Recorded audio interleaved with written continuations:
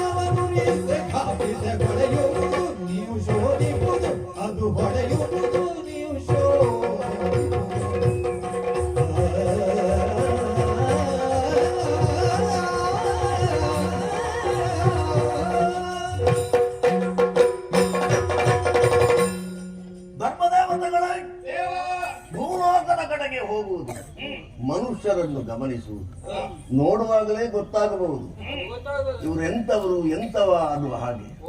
ಮತ್ತೆ ಮಾತನಾಡಿಸಿದ್ರ ಅಲ್ಲವ? ದುಷ್ಟನೇ ಒಬ್ಬ ಸಿಕ್ಕಿದ ಅಂತ ಇಟ್ಟುಕೊಳ್ಳಿ, ಅವನ ಮುಂದೆ ಗರ್ಜಿಸಬೇಕು, ಅವನಿಗೆ ಹೆದರಿಕೆ ಆಗುತ್ತದೆ. ನೀವು ಗರ್ಜಿಸಿದ್ರೆ ಅವನಿಗೆ ಹೆದರಿಕೆ ಆಗುತ್ತದೆ, ಹೆದರಿಕೆ ಆದ್ರೆ ಅವನಿಗೆ ಜ್ಞಾನೋದಯ ಆಗುತ್ತದೆ. ಆ ಮೂಲಕವಾಗಿ ಅವನಿಗೆ ಭಕ್ತಿ, ಅವರಲ್ಲಿ ಬದಲಾವಣೆ ಇದನ್ನು ಕಾಣುವುದಕ್ಕೆ ಸಾಧ್ಯವಾದರೆ ಮುಂದೊಂದು ದಿವಸ ಸಮಾಜವೇ ಪರಿವರ್ತನೆಗೊಳ್ಳುತ್ತದೆ. ಸಜ್ಜನರು ಸಿಕ್ಕಿದ್ರೆ ಹಾಗಲ್ಲ, ಅವರನ್ನೂ ಪರೀಕ್ಷೆಗೆ ಒಳಪಡಿಸಬೇಕು. ಕಣ್ಣಾರ ಕಂಡರೂ ಪರಾಮರಿಸಿ ನೋಡಬೇಕು ಅನ್ನುವ ಮಾತಿನಂತೆ ಅವನೊಬ್ಬನೇ ಸಜ್ಜನರಾದರೆ ಸಾಕಾಗುವುದಿಲ್ಲ, ಇತರರೂ ಸಜ್ಜನರಾಗಿಸುವಲ್ಲಿ ಅವರ ಸಾಮರ್ಥ್ಯ ಎಷ್ಟು ಉಂಟು ಎಂಬುದನ್ನು ತಿಳಿಬೇಕೋ ಬೇಡವೋ. ಗಂಧ ಸುಗಂಧವಾದ ವಸ್ತು ಗೊತ್ತಿರ್ತದೆ, ಆದರೆ ಪರಿಮಳವನ್ನು ಆಸ್ವಾದಿಸಬೇಕು ಎಂದಾದರೆ ಕಲ್ಲಲ್ಲಿ ಚೆನ್ನಾಗಿ ತೇಯಬೇಕು. ಉತ್ತಮವಾದ ಲೋಹ ಬಂಗಾರ ಅಂತ ಹೇಳುವುದು ಗೊತ್ತಿರ್ತದೆ, ಆದರೆ ಬೆಂಕಿಯಲ್ಲಿ ಇರಿಸಿ ಸುತ್ತಿಗೆಯಿಂದ 4 ಬಾರಿಸಿದಾಗ ಅದರ ಚಂದವನ್ನು ಕಾಣುವುದಕ್ಕೆ ಸಾಧ್ಯವಾಗುತ್ತದೆ. ಕಬ್ಬಿನಿಂದ ಹಾಲನ್ನು ಪಡೆಯಬೇಕಾದ್ರೆ ಮನುಷ್ಯರನ್ನು ಪರೀಕ್ಷೆ ಮಾಡಿ ಸಜ್ಜನನ ಸಾಮರ್ಥ್ಯ ಏನು ಎಂಬುದು ನಮ್ಮ ಚಿತ್ತಕ್ಕೆ ವೇದ್ಯವಾಗುತ್ತದೆ. ಅವ ಸಂಪನ್ಮೂಲನಾಗಿ ಅವನಲ್ಲಿ ಸಾಮರ್ಥ್ಯ ವಿಶೇಷ ಉಂಟು ಎಂದಾದರೆ ಅವನ ಮೂಲಕವಾಗಿ ಸತ್ಯವೋ ಧರ್ಮವೋ ಬೆಳಗುವುದಕ್ಕೂ ಆಗುತ್ತದೆ. ಆ ದೃಷ್ಟಿಯಲ್ಲಿ ಭೂಲೋಕವನ್ನು ಎಲ್ಲಿದ್ದಾರೆ ಸತ್ಯಾತ್ಮರು ಧರ್ಮಾತ್ಮರು ಅನ್ನೋ ಹಾಗೆ ಶೋಧನೆ ಮಾಡುತ್ತಾ ಮಾಡುತ್ತಾ ಮುಂದುವರಿ. ನನ್ನ ಆಸೆಯನ್ನು ಈಡೇರಿಸುವಲ್ಲಿ ಕೈಲಾಸವನ್ನು ಬಿಡ್ಲೇಬೇಕಾಗುತ್ತದೆ ತಾನೆ. ಯಾರಿಗೆ ಮನಸ್ಸುಂಟು ಅಂತ ಹೇಳಬಹುದು?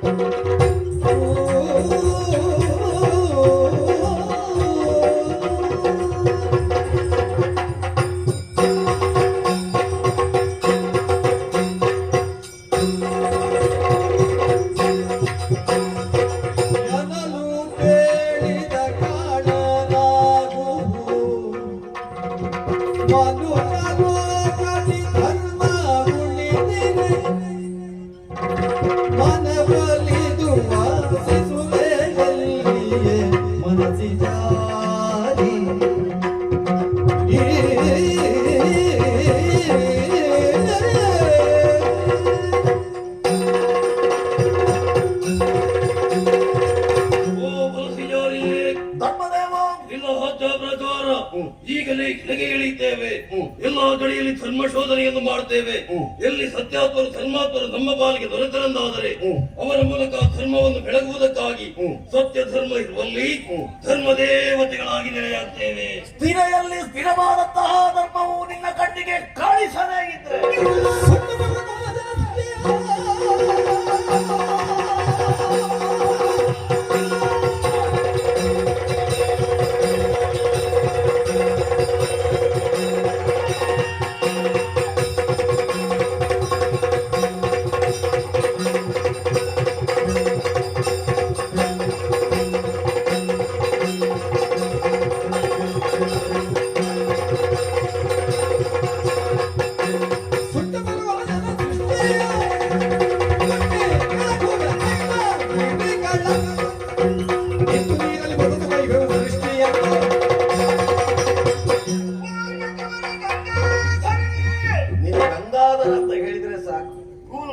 ಧರ್ಮವೇ ಇಲ್ಲ ಅಂತ ಆದ್ರೆ ಆ ಬ್ರಹ್ಮ ಸೃಷ್ಟಿನೇ ಸುಟ್ಟಿರುತ್ತೇವೆ. ಹಾಗಾದ್ರೆ ಸತ್ಯ ಧರ್ಮ ಅನ್ನೋದು ಬೆಳಗುವುದು ಹೇಗಪ್ಪ?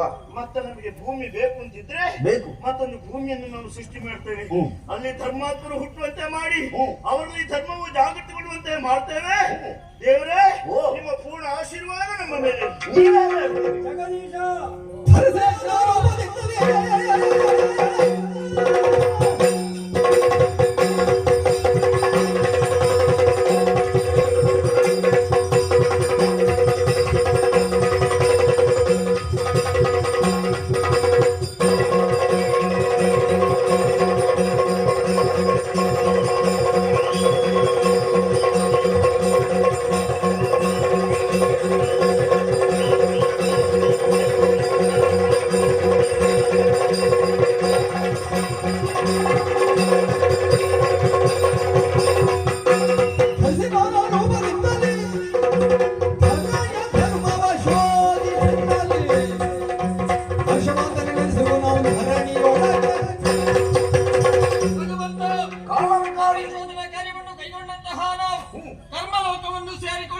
ಸರಿ.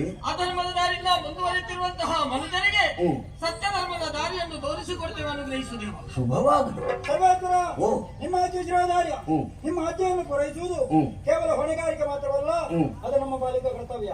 ಆ ಕರ್ತವ್ಯವೇ ದೇವರು ಎನ್ನುವ ನೆಲೆಯಲ್ಲಿ ಭೂಮಿಗಿಳಿಯುತ್ತೇವೆ. ಪ್ರಕೃತಿಯ ಒಡಲೆ ಹುಟ್ಟಿ ವಿಕೃತಿಯ ಗದಿಯಲ್ಲಿ ಸಾಗುವ ಮನುಷ್ಯರಿಗೆ ಸಂಸ್ಕೃತಿಯ ಪಥವನ್ನು ತೋರಿಸಿಕೊಡ್ತೇವೆ, ಅನುಗ್ರಹಿಸು.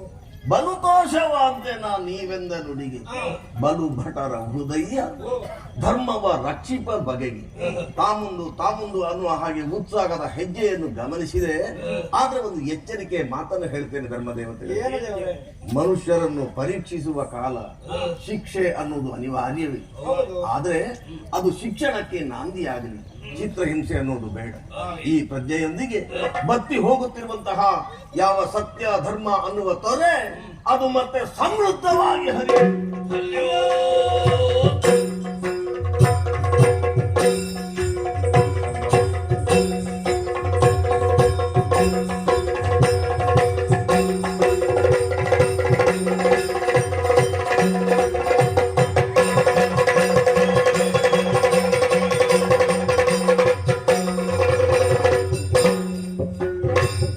ಎಂದು ನಮಿಸುತ್ತ ಚರಳ ಗಣಮಣಿ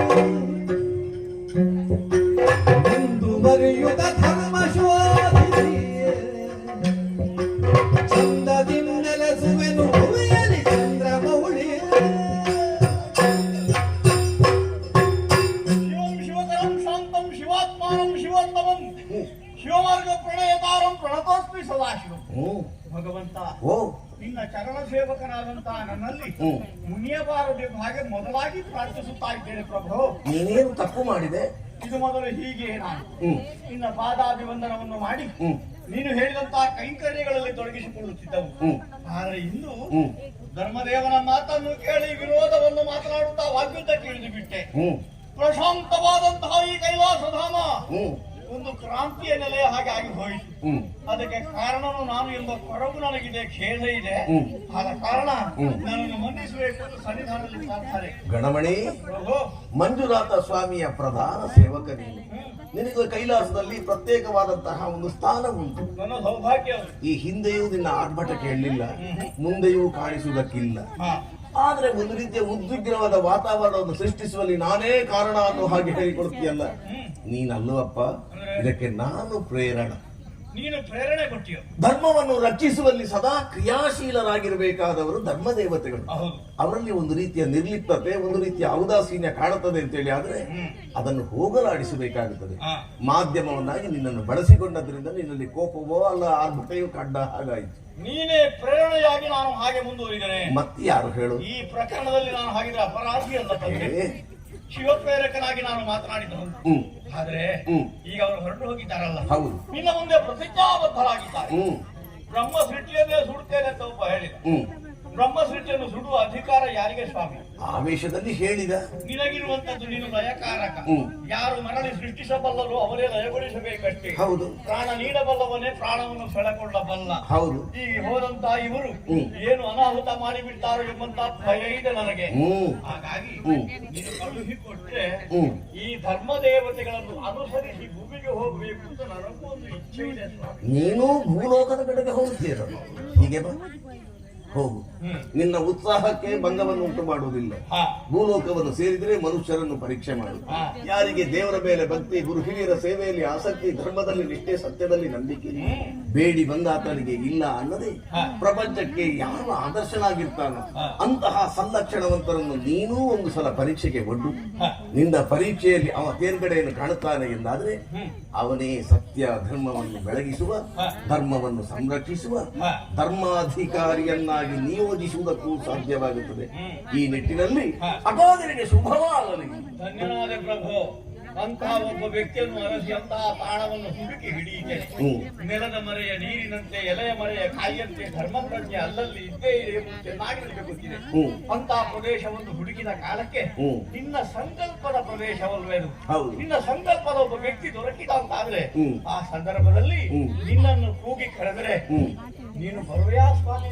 ಗಣಮಣಿ, ದಯದಿ ಮಂಜುನಾಥ ಬಾ ಅನ್ನುವ ಹಾಗೆ ಒಕ್ಕರಲಿನಿಂದ ನೀವು ಕರೆದಾಗ ಆ ಕ್ಷಣವೇ ಕೈಲಾಸವನ್ನು ಬಿಡುತ್ತೇನೆ, ಸತ್ಯದ ಸ್ಥಳವನ್ನು ಸೇರ್ತೇನೆ, ನಿಮ್ಮ ಆಶೆಯನ್ನು ಈಡೇರಿಸ್ತೇನೆ. ಇದರಲ್ಲಿ ನಿಮಗೆ ವಿಶ್ವಾಸ ಇರಲಿ.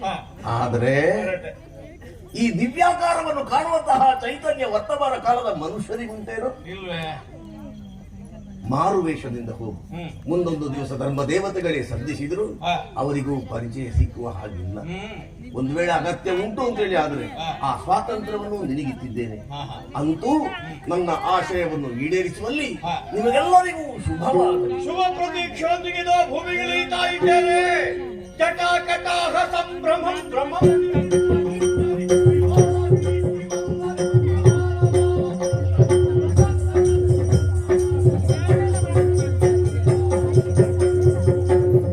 ಜಲದಗಳು